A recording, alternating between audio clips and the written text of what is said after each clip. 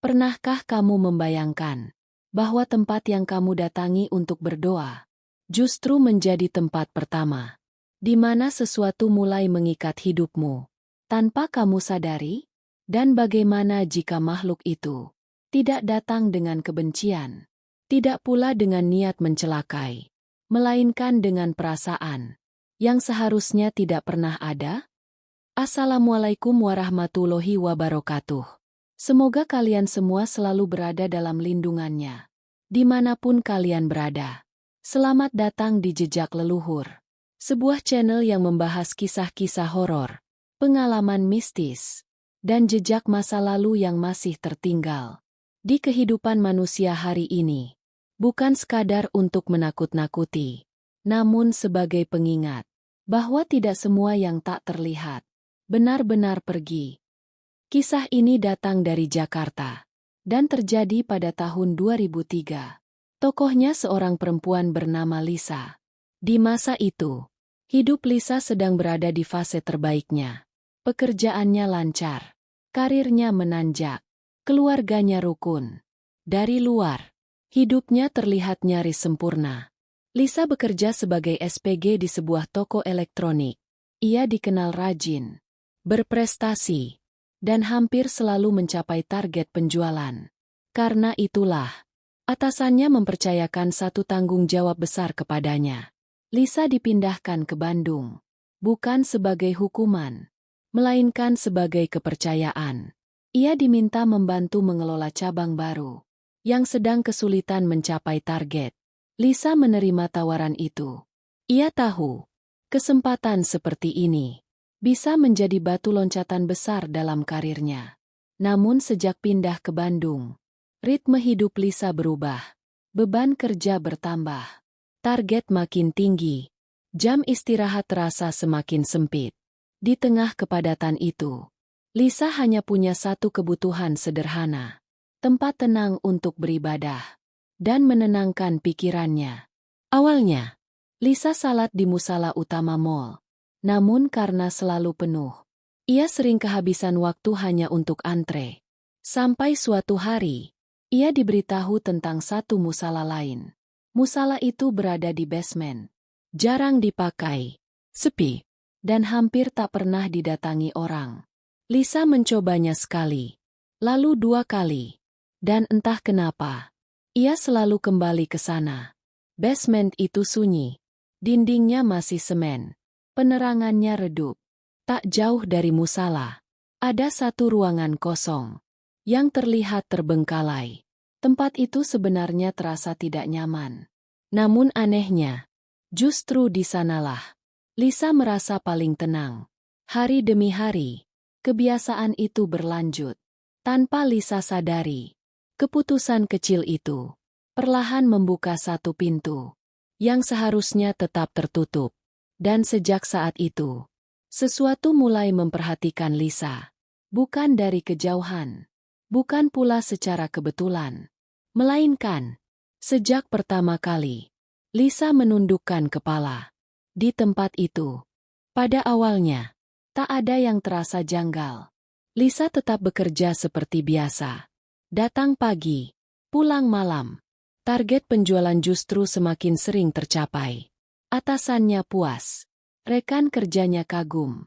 Namun perubahan pertama datang dari hal paling sederhana. Nafsu makan. Lisa yang dulu dikenal makan sedikit, mendadak sering merasa lapar. Bukan lapar biasa, melainkan lapar yang tidak pernah benar-benar hilang. Sepiring nasi tidak lagi cukup. 2 piring terasa biasa. Kadang 3 piring pun masih membuatnya ingin menambah. Anehnya, berat badan Lisa tidak naik. Justru sebaliknya, tubuhnya perlahan terlihat menyusut. Pipinya tirus, wajahnya pucat, sorot matanya kehilangan cahaya. Orang-orang mengira ia hanya kelelahan. Maklum, beban kerja di cabang baru memang berat. Dan Lisa sendiri merasa, ia baik-baik saja. Bahkan, di tengah perubahan fisik itu, hidup Lisa justru terlihat semakin berhasil. Bonus datang bertubi-tubi. Penghargaan diberikan. Voucher hotel mewah. Uang tambahan. Semua mengalir lancar. Seolah hidupnya sedang diberi karpet merah. Dan disitulah letak bahayanya. Karena seringkali, saat hidup terlihat paling baik, kita justru lengah. Jika sampai di titik ini kalian merasa ceritanya terasa dekat dengan kehidupan nyata, jangan lupa untuk subscribe channel Jejak Leluhur. Karena kisah-kisah seperti ini bukan sekadar horor, melainkan jejak masa lalu yang benar-benar pernah bersinggungan dengan kehidupan manusia. Perubahan pada Lisa akhirnya disadari orang lain saat ia pulang ke Jakarta untuk menghadiri acara keluarga. "Kamu sakit, Lis?" Itu pertanyaan pertama yang keluar dari mulut kakaknya. Lisa hanya tertawa kecil. Ia merasa sehat, tidak demam, tidak pusing, tidak merasakan sakit apapun. Namun di mata keluarganya, Lisa terlihat berbeda. Terlalu kurus, terlalu diam, dan terlalu sering melamun. 2 hari berlalu, Lisa kembali ke Bandung. Rutinitasnya berlanjut. Salat di musala basement. Bekerja hingga lelah. Makan banyak. Namun tetap merasa kosong. Sampai suatu hari, di tengah jam kerja, Lisa tiba-tiba ambruk. Pingsan. Tanpa peringatan. Kabar itu sampai ke Jakarta. Dan membuat orang tuanya panik. Mereka langsung menyusul ke Bandung. Dan memaksa Lisa dibawa ke rumah sakit. Pemeriksaan dilakukan. Darah, organ, tekanan. Semuanya normal. Secara medis, dia sehat. Kata dokter. Kalimat itu justru membuat semua orang terdiam. Karena jika tubuhnya sehat, lalu apa yang sebenarnya sedang menggerogoti Lisa? Tak lama setelah itu, seorang kerabat di Bandung mengusulkan satu hal. Memanggil orang pintar. Nama itu disebutkan. Dan entah kenapa, bahkan sebelum orang tersebut datang, Lisa langsung histeris. "Pergi. Jangan dekat-dekat aku." Ia berteriak, menangis, dan menolak ditemui siapapun. Setelah orang itu benar-benar pergi, Lisa kembali tenang. Namun matanya kosong. Tatapannya seperti menembus sesuatu yang tidak bisa dilihat orang lain. Sejak hari itu, keluarga sepakat, Lisa tidak boleh ditinggal sendirian.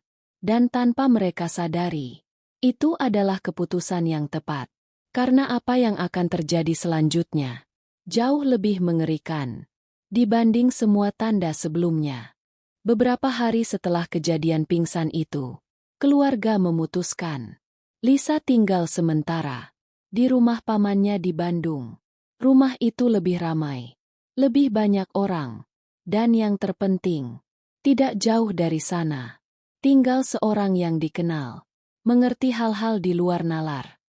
Pada hari-hari pertama, kondisi Lisa terlihat membaik. Ia bisa makan normal, bisa berbincang, bahkan sempat tertawa kecil bersama keluarganya.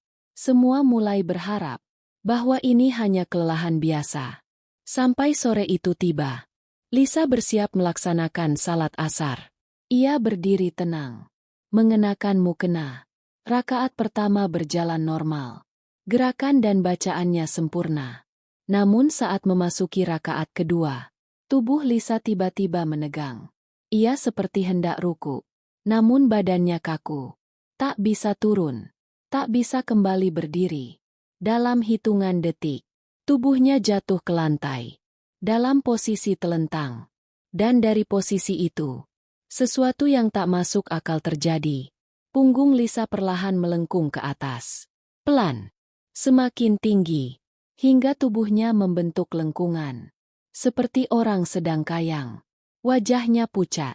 Matanya melotot. Napasnya memburu. Pamannya yang melihat kejadian itu langsung berteriak memanggil bantuan. Doa-doa dibacakan. Ayat suci dilantunkan. Tak lama kemudian, tubuh Lisa melemas. Lengkungannya runtuh. Dan ia pingsan. Saat sadar, Lisa sama sekali tidak mengingat apa yang baru saja terjadi. Hari berikutnya, kejadian yang sama terulang. Dan hari setelahnya. Terulang lagi. Selalu di waktu yang sama. Selalu saat salat asar. Dan selalu di rakaat kedua. Keluarga mulai ketakutan. Ini bukan lagi kebetulan. Ini sudah menjadi pola. Selama 3 minggu, kejadian itu terus berulang. Di luar waktu salat, Lisa bisa terlihat normal. Namun begitu waktu asar tiba, semua bersiap. Seakan mereka tahu, sesuatu akan datang. Akhirnya, orang pintar itu kembali dipanggil. Dan kali ini, ia tidak hanya membaca doa. Ia berbicara, menegur, memaksa sesuatu yang berada di dalam tubuh Lisa untuk menjawab. Awalnya, tidak ada respons. Sampai pada satu sore, saat Lisa kembali kesurupan, dan suaranya berubah. Bukan suara perempuan, melainkan suara laki-laki. Aku tidak perlu bilang siapa aku. Kata suara itu pelan, namun berat. Yang jelas, dia sudah menjadi bagianku. Ruangan langsung hening. Dari situlah semuanya berubah. Karena untuk pertama kalinya, mereka tahu satu hal pasti. Lisa tidak sendirian. Dan sosok itu tidak datang tanpa alasan. Suara itu kembali terdengar. Berat, namun dingin. Setelah didesak berulang kali, sosok itu akhirnya membuka dirinya. Ia menyebut satu nama, Wiraga. Menurut pengakuannya, ia berasal dari Jawa Timur. Puluhan tahun lalu, ia meninggal dalam sebuah kecelakaan. Saat hendak menemui kekasihnya di Bandung, tubuhnya ditemukan tanpa identitas. Tak ada keluarga yang tahu, tak ada doa yang mengiringi. Ia dikuburkan seadanya, di area yang kini telah berubah, menjadi bagian dari mall tempat Lisa bekerja. Dan musala basement itu, berdiri tak jauh dari tempat ia pertama kali dimakamkan. Selama bertahun-tahun, Wiraga tidak pernah mengganggu siapapun. Ia hanya ada, menunggu, terikat pada tempat itu. Sampai suatu hari, Lisa datang. Sering, sendiri. Dalam keadaan lelah. Pikiran kosong. Hati mencari tenang. Wajah Lisa, kata Wiraga, sangat mirip dengan perempuan yang dulu hendak ia temui. Dan perasaan yang belum selesai itu kembali bangkit. Ia mengikuti Lisa. Mendekat. Lalu perlahan menempel. Rasa lapar berlebihan. Tubuh yang semakin kurus, dan kekuatan yang terkuras, adalah akibat dari Wiraga, yang mengambil sari energi, dari apapun yang dimakan Lisa. Dan panggilan itu, cantik, bukan ejekan, melainkan sisa rasa, yang tak pernah sempat ditutup. Orang pintar itu, memerintahkan Wiraga pergi, namun sosok itu menolak, hingga akhirnya meminta syarat. Untuk dilepaskan. Permintaan itu dipenuhi. Dan pada saat pelepasan, Wiraga benar-benar keluar. Tubuh Lisa terkulai lemas. Napasnya berat. Namun untuk pertama kalinya, dalam 3 minggu, ia benar-benar bebas. Sebelum pergi, sosok itu berpesan, "Aku pamit, jaga dia baik-baik, dan kirimkan aku doa, agar aku tenang." Malam itu, sekitar tengah malam, terdengar ketukan pelan di pintu. Tak ada yang membuka, tak ada yang menjawab. Dan setelah beberapa saat, suara itu menghilang. Untuk selamanya. Hari demi hari berlalu. Lisa perlahan pulih. Ia memutuskan berhenti bekerja. Memulihkan diri. Menata ulang hidupnya.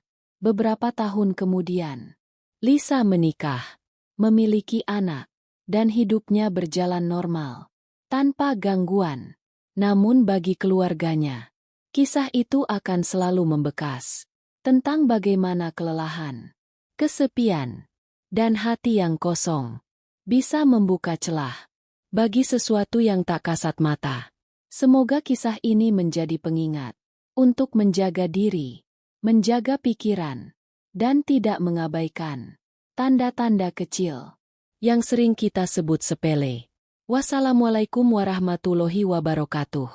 Terima kasih sudah menyimak kisah di jejak leluhur. Semoga kita semua selalu berada dalam lindungannya.